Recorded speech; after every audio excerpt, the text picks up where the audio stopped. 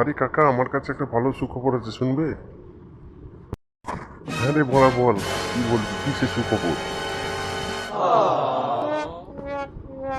জাকুর গ্রামে আষাঢ় মাসে 8 তারিখে পুজো আছে, যাবে?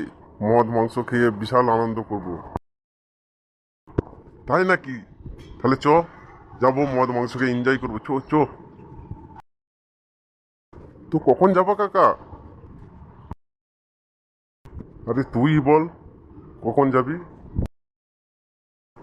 আজকে তো 5 তারিখ, তাহলে 7 তারিখে, 7 তারিখে যাবো কাকা। ঠিক সকালবেলায়। ঠিক আছে, রেডি হয়ে থাকবে কাকা। ঠিক আছে রে, যাবো। তুই যেন কথা খিলাপ করি না, ঠিক আছে?